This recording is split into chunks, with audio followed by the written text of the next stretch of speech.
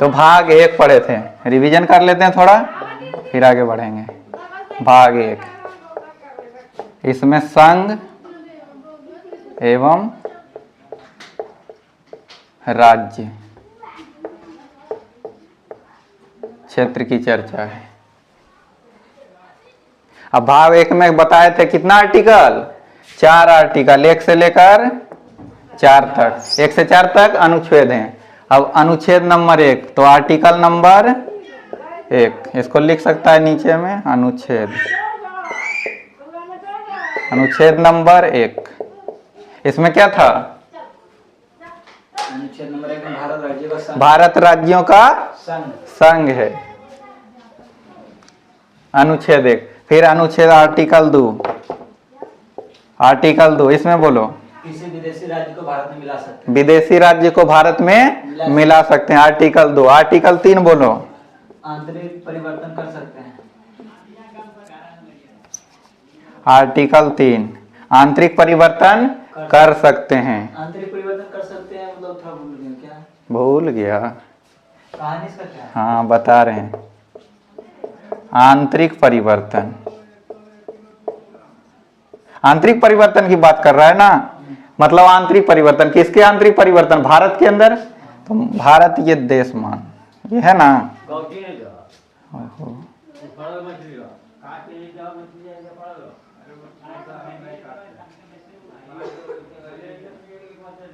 ये तो भारत है, हाँ, इधर अंडमान निकोबार, इधर लक्षद्वीप। तो आंतरिक परिवर्तन की बात करें तो आंतरिक परिवर्तन में देखो, यहाँ पहले बिहार था ना, अभी भी है, लेकिन पहले बड़ा था, तो इससे अलग हुआ झारखंड, अलग हुआ कि नहीं, तो इसका विभाजन कर दिए, 2 भाग में बांट दिए ना, तो ये आंतरिक परिवर्तन किए कि नहीं, हाँ। फिर देखो अंडमान निकोबार, अंडमान एंड निकोबार की राजधानी क्या था, पोर्ट ब्लेयर था, तो इसका नाम बदल के क्या कर दिए, श्री जयवर्धनपुरम कर दिए ना। तो ये आंतरिक परिवर्तन हुआ कि नहीं, भारत के अंदर ही ना नाम परिवर्तन किए, किसी स्थान का टुकड़ा कर दिए या किसी को जोड़ दिए, ये सब क्या कहलाएगा, आंतरिक परिवर्तन। इसके अंदर, भारत के अंदर जो परिवर्तन किया जाए, कुछ भी कर सकते हैं या हटा सकते हैं, हाँ, कोई नया जिला बना सकते हैं या नाम चेंज कर सकते हैं। आंतरिक परिवर्तन हम जो भी करेंगे वो किसके तहत करेंगे, आर्टिकल 3 के तहत करते हैं। और आर्टिकल 4,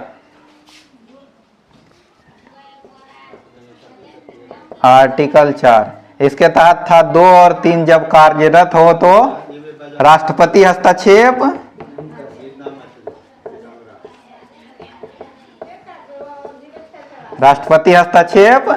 नहीं करेंगे।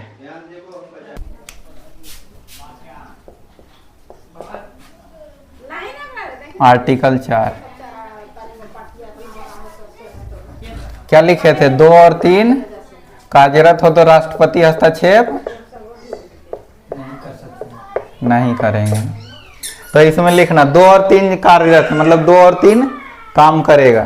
तो जब इस पे कार्य चलेगा ना, तो 50% +1 बहुमत से संसद में पास कर सकते हैं। मतलब किसी राज्य में परिवर्तन करना हो या किसी विदेशी राज्य को भारत में मिलाना हो, तो मात्र कितना बहुमत चाहिए, 50% +1, मतलब जितना संसद में है टोटल, उसका कितना चाहिए, 50% +1 का बहुमत चाहिए। इसे साधारण बहुमत कहते हैं। तो साधारण बहुमत से क्या करेंगे, कानून पास कर देंगे, किसी विधेयक को पास कर देंगे, तो वो परिवर्तन आंतरिक राज्य में हो जाएगा, नहीं तो किसी राज्य को जोड़ सकते हैं। ये लिख लो। अरे इधर किधर,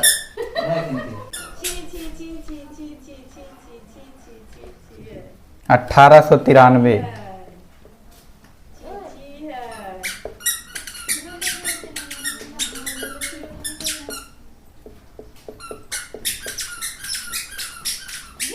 अफगानिस्तान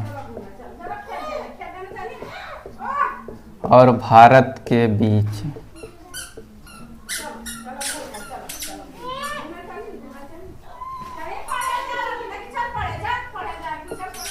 डूरंड रेखा खींची गई। मतलब भारत से अफगानिस्तान अलग हो गया कब? 1893 में। इसके बीच कौन सी रेखा खींच दी गई? डूरंड रेखा।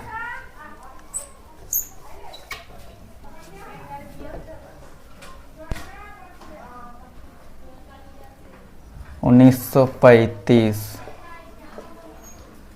भारत शासन अधिनियम। इसके तहत भारत से अलग हो गया म्यांमार। म्यांमार, इसका पुराना नाम बर्मा है।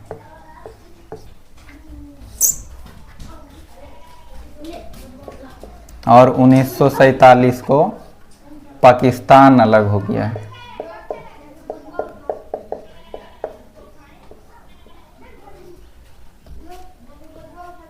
और इसके बीच, भारत और पाकिस्तान के बीच है red Cliff line. Red Cliff line या रेड क्लिफ रेखा। रेड क्लिफ लाइन खींचा गया। लिखो।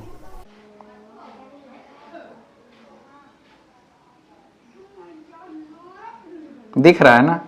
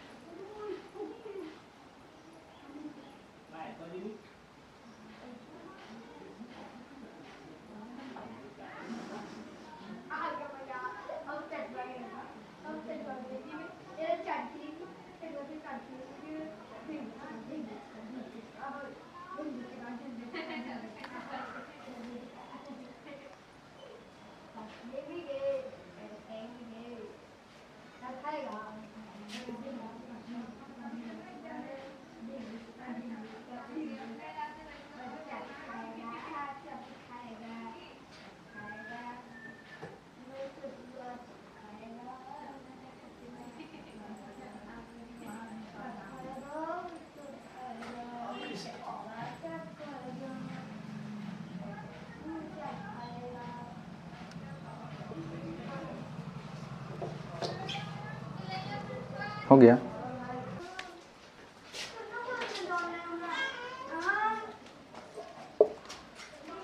यह है सिक्किम। सिक्किम को कब मिलाएगा भारत में? 1935 में। 16 मई 1975 भुला जाता है। तो इसका कहानी बताए थे, लेकिन आधा बताए थे, पूरा नहीं हुआ था। आज फिर से शुरू करते हैं, पूरा कर देते हैं, ठीक है?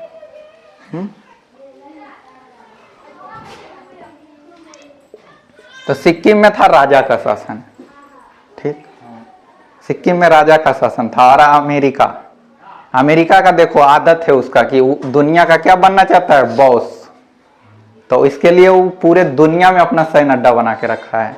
हर जगह, हर देश के नजदीक आसपास वो कहीं ना कहीं भूभाग लिया, वहां पे अपना सैन्य अड्डा बनाता है। जैसे भारत में ही यहाँ पीओके है, पाकिस्तान के अंतर्गत आता है, तो यहाँ पे गिलगित में सैन्य अड्डा बना के रखा हुआ है अमेरिका। गिलगित में अमेरिका का सैन्य अड्डा है। तो ऐसे ही चाह रहा था कि सिक्किम में भी क्या करें? अपना सैन्य अड्डा बनाएं। और यहाँ राजा का शासन था, इसलिए वो चाहता था कि ये कार्य रहे, यहाँ राजा का ही शासन रहे। और यहाँ सैन्य अड्डा इसलिए उसको चाहिए था कि देखो ये जगह कितना खास है। इधर भारत से इधर आगे बढ़ जाएंगे तो इधर क्या मिल जाएगा? कौन सा देश? चीन मिल जाएगा, मिलेगा ना। यहाँ नेपाल है और इस तरफ भूटान है और इधर भारत है। कितना मुख है ना। इसे लगभग 3 से 4 देशों पर क्या आसानी से नजर रख सकता है। अगर यहाँ वो अपना सैनिक रखे और अपना यहाँ जब सैनिक रखेगा तो इसे आसानी से 3 से 4 देशों पर नजर रखेगा। और सबसे जरूरी उसके लिए कौन सा देश है यहाँ पे? भारत। तो भारत के एकदम नहीं लग रहा है, एकदम पास में आके बैठ गया है। तो इसलिए उसको यहाँ क्या करना था, सैन्य अड्डा बनाना था। इसलिए वो चाहता था कि ये भारत से अलग रहे और भारत से इसका ताल्लुकात अच्छा नहीं रहे। इसके लिए उसने अपना सीआई का एजेंट भेजा, वो भी लड़की। आज लड़की जब किसी को फंसाने जाती है थी गुप्त तरीके से, तो इसे हनी ट्रैप कहते हैं। शादी वगैरह की। हाँ, हनी ट्रैप कहते हैं। इसके अंतर्गत जाती है, पहले हो जाएगी किसी कोई बड़ा आदमी जिससे उसको काम है, उसको अपना प्रेम जाल में फंसाएगी, फिर शादी तक कर लेती है। यहाँ तक होता है, ऐसा नहीं कि शादी नहीं होगा, शादी तक कर लेती है। और धीरे धीरे उसे गुप्त सूचना निकालना जो रहता है वो सूचना निकालती है। उसे कोई और काम करवाना रहता है तो वो करवा सकती है। कोई प्रेम में आदमी रहता है तो ऐसे भी कर देता है। तो यही काम किया अमेरिका, राजा के पास भेज दिया सीआई के अपनी एजेंट को। जब भेज दिया तो ये इसके पास आई, पहले राजा से घुली मिली, फिर इससे शादी तक की राजा से, और राजा से शादी हो गया। लेकिन भारत जब यहाँ भारत को भी तो इंफॉर्मेशन लगेगा ना कि काम चल रहा है यहाँ पे सैन्य अड्डा बनाने का, तो भारत को इंफॉर्मेशन लगा। तो भारत ने भी अपना रॉक एजेंट, उस समय अजीत डोभाल थे, उनको भेजा गया था। अभी वो नेशनल सिक्योरिटी एडवाइजर हैं, सलाहकार हैं भारत के सुरक्षा के। तो इनको भेजा गया। तो ये यहाँ गए सिक्किम में, और सिक्किम में गए तो इन्होंने वहाँ के लोकल नेता को पकड़ा, जो लोकल क्षेत्रीय नेता थे उसको पकड़े, और वहाँ की उसके माध्यम से बोले कि जनता को समझाओ, सारी बातें बताए। तो जनता को बोले सब समझाओ, देखो ये क्षेत्र क्या है, बहुत छोटा है, तो यहाँ की जनसंख्या कम होगी। तो कम थी तो छोटे क्षेत्र पे लोगों से मिलना क्या है, आसान है। भारत एक बड़ा भूभाग है, जब बड़ा भूभाग है तो इस पे एक आदमी कर सकता है ऐसा काम, नहीं। हाँ, लेकिन ये छोटा क्षेत्र है, एक आदमी छोटा छोटा दल भी बनाएगा तो आसानी से काम कर ले जाएगा। तो क्षेत्रीय नेता को वो बोले कि जाके समझाओ कि राजा क्या जा रहा है, अमेरिका के प्रभाव में जा रहा है। राजा कहाँ चल गया, अमेरिका के प्रभाव में। जब राजा अमेरिका के प्रभाव में जा रहा है, ये बात जनता को जब लोकल नेता समझाने लगा तो इसमें समय लगा, और समझाते गया। फिर राजा से जाके मिले, यही कौन, अजीत डोभाल। और ये राजा से जब जाके मिलते हैं तो राजा को बताते हैं कि आपका जनता में बहुत प्रभाव है। और साथ में ये काम भी किए थे कि भारत की जो न्यूज़पेपर है सब जगह फैला दिए थे कि सिक्किम का राजा क्या है, बहुत लोकप्रिय है, बहुत अच्छा है। और ये बात राजा को नहीं पता चला। और फिर राजा को जाके एक समय में बोलते हैं कि आप जनता में तो लोकप्रिय हैं, लेकिन आपका जो क्षेत्रीय नेता जो आपके पास है वह क्या, यहाँ का शासन हथियाना चाहता है, लेकिन जनता आपको राजा मानती है। तो इसलिए क्या कीजिए, यहाँ पे जनमत संग्रह करा दीजिए। आप जनता से चुनाव करवा दीजिए कि यहाँ का राजा कौन होगा। लेकिन जनता को तो पहले क्षेत्रीय नेता समझा चुका था।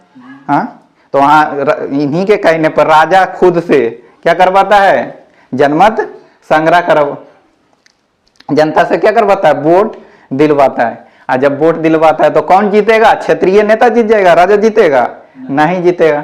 तो क्षेत्रीय नेता यहाँ पे क्या राजा यहाँ का क्या बन गया, प्रमुख नेता बन गया, और राजा अपने पद से हटना पड़ा।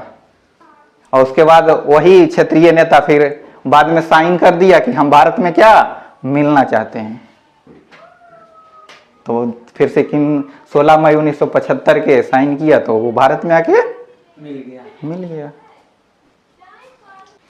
जब भारत आजाद हुआ तो उस समय भारत में 552 रियासतें थीं। 552 टुकड़ों में लगभग भारत बटा हुआ था। यहाँ 552 राजा थे, खाली राजा नवाब सब मिलके कितने थे, 552।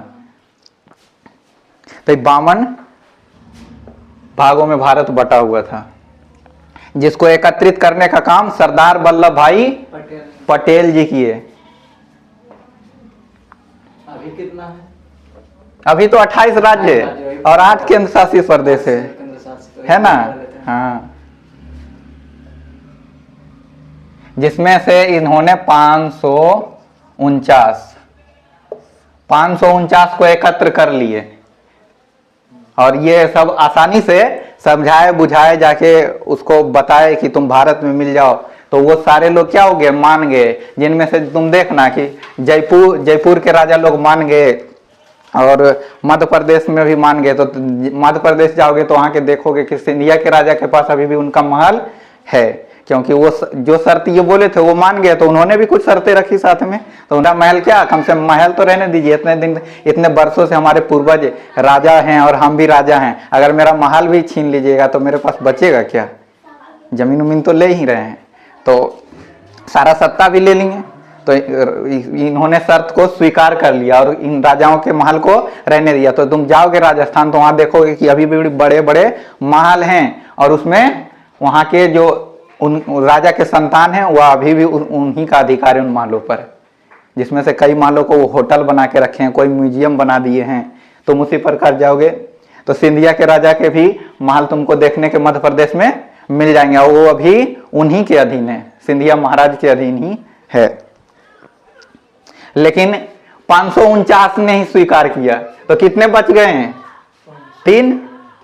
हाँ, 3 ऐसे थे जिन्होंने स्वीकार नहीं किया। वो तीनों बोले क्योंकि अंग्रेज कहा दिया था कि जिनको, जब अंग्रेज छोड़ के देश गया था तो उस समय वो बोल के गया था कि जिसको स्वतंत्र रहना है रह सकता है, और जिसको भारत में मिलना है मिल सकता है, और जिसको पाकिस्तान के साथ रहना है वो पाकिस्तान के साथ जा सकता है।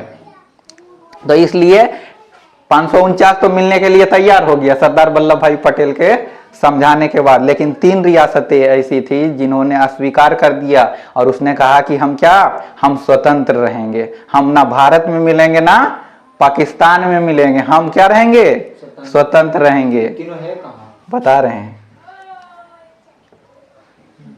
एक रियासत था हैदराबाद,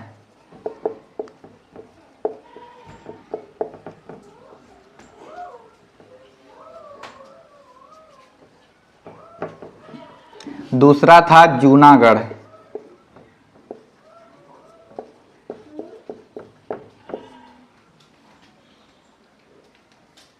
और तीसरा था जम्मू कश्मीर, जम्मू एंड कश्मीर। तो अब ये 3 रियासतें बच गई, बस सीधा से बैठो, ये 3 रियासतें बच गई। हाँ, तो ये 3 रियासतें, अब देखो अगर भारत ये है और अगर कोई रियासत बीच में रह जाए और भी स्वतंत्र, अगर अभी सिक्किम को देखा था ना, अगर यहां भी कोई है तो भारत को परेशानी होगी। अब बीच में रह जाए चारों ओर से, फिर यहाँ पे अलग से सेना उना लगानी पड़ती, खर्च भी बढ़ता, प्लस अलग से परेशानी होती, इसके साथ विदेशों जैसा व्यवहार करना पड़ता, विदेश ही हो जाता ना। अगर ये स्वतंत्र रह जाता, एक देश बन जाता स्वयं का, तो ये बीच में बन रहा है, इसलिए इसको मिलाना क्या था, जरूरी हो गया था। लेकिन ये मिलने को तैयार नहीं था, यहाँ के हैदराबाद के निजाम थे, वो मिलने के लिए एकदम अस्वीकार कर दे कि हम क्या रहेंगे, स्वतंत्र रहेंगे, हम ना भारत में मिलेंगे और ना ही पाकिस्तान में मिलेंगे। तो इसके लिए सरदार पटेल जी ने दिमाग लगाया, क्या किए, उनके पास सेना थी, तो सेना थी तो उन्होंने अपने सैन्य टुकड़ी को कहां भेज दिए, हैदराबाद। लेकिन जब सैन्य टुकड़ी को यहां भेजेंगे तो ब्रिटेन, क्योंकि अभी अभी गया है छोड़ के, उसका प्रभाव अभी है ना, तो उसका प्रभाव जब अभी भी, और अमेरिका जो कि लोकतंत्र का रक्षक कहता है खुद को, तो क्या कह के गया था अंग्रेज की, जो स्वतंत्र रहना चाहते रह सकते हैं, यही कह रहा था ना ब्रिटेन। तो जब कहा कि जो स्वतंत्र रहना चाहते रह सकते हैं और हम इस पे सैन्य जबरदस्ती करेंगे इसके साथ, तो दिक्कत है ना। हाँ, तो जब दिक्कत है तो इसलिए सरदार पटेल जी ने दिमाग लगाया, इन्होंने सेना भेजा लेकिन पुलिस की वर्दी में, ताकि ये समझाना चाह रहे थे, पूरी दुनिया को ये दिखाना चाह रहे थे कि यहाँ पे हमने कोई सैन्य टुकड़ी भेजकर उस पर कब्जा नहीं किया है, बल्कि वहां क्या दंगे फसाद हो रहे थे, उसको सुलझाने के लिए हमने क्या भेजा, सिपाही भेजा, पुलिस।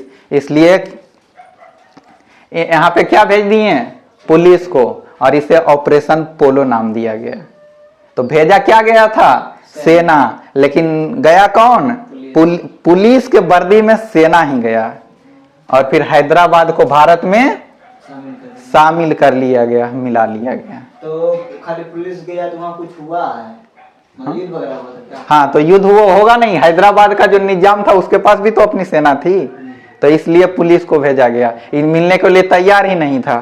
तब ना, अगर देखो ये स्वतंत्र हो जाता तो इसकी अपनी सेना होती, एक अलग अलग सेना होती, तो इसके लिए भारत को अलग से सुरक्षा देना पड़ता कि नहीं? जैसे इधर पाकिस्तान के साथ देते हैं कि नहीं, यहाँ पूरा बॉर्डर एरिया में, तो यहाँ भी एगो बॉर्डर बन जाता, बीच में बॉर्डर बन रहा है, अच्छा है नहीं ना? इसलिए इसको मिलाना क्या था, बहुत जरूरी था। तो इसे हैदराबाद को कैसे मिलाया गया? ऑपरेशन पोलो के तहत। ठीक है, अब बारी आती है जूनागढ़ की। तो जूनागढ़ को मिलाने के लिए उस समय सरदार पटेल जी क्या किए कि जूनागढ़ में भी शासन था, यहाँ एक मुस्लिम शासक था, यहाँ भी मुस्लिम शासक था। तो जूनागढ़ में मुस्लिम शासक है, लेकिन यहाँ की जनता जो थी वो हिंदू थी, लगभग बहुत ज्यादा परसेंटेज में हिंदू थी, और यहाँ की जनता जो है वो भारत में रहना चाहती थी। ठीक, हाँ, जब जनता यहाँ की भारत में रहना चाहती थी तो यहाँ कोई पुलिस कार्रवाई नहीं किए, यहाँ उन्होंने जनमत संग्रह कराया, मतलब जनता से वोट दिलवा दिए, और जब जनता यहाँ वोट दी तो 99% जनता बोली क्या कि हम भारत में रहेंगे। राजा कह रहा था हम पाकिस्तान के साथ मिलेंगे, और नहीं तो हम स्वतंत्र रहेंगे, लेकिन यहाँ की जनता क्या कही कि हम भारत में रहेंगे। अब जब जनमत संग्रह हो गया तो लोकतंत्र का मतलब क्या है, जनता का मत। तो जूनागढ़ में क्या किए, जूनागढ़ में जनमत संग्रह करा दिए, तो यहाँ की जनता ने स्वीकार किया कि हम भारत में रहेंगे, तो लोकतंत्र यही तो कहता है। तो हमने दुनिया को दिखा दिया कि क्या यहाँ की जनता, जूनागढ़ की जनता भारत को पसंद करती है। तो ये क्षेत्र जूनागढ़ जो है कहाँ रहेगा, भारत के अंतर्गत रहेगा, यह स्वतंत्र नहीं होगा। बच गया यहाँ का जो क्या था, नवाब, ये नवाब भाग के चल गया पाकिस्तान, इसको पाकिस्तान प्रिय था, ये नहीं रहा भारत में, इसको रहना ही नहीं था भारत में, पहले ही डिसाइड कर लिया था, इसीलिए वो बोल रहा था। लेकिन यहाँ की जनता स्वीकार की, यहीं रह गया, और ये साथ में लेके गया। इसके पास कुत्ता था, तो कुत्ता के साथ ले गया, कुत्तों के साथ ले गया। तो जब पाकिस्तान पहुंचा तो पाकिस्तान में इसको पाकिस्तान वाला बोलेगा ना, लेके क्या आया, कुछ नहीं, कुत्ता लेके गया था।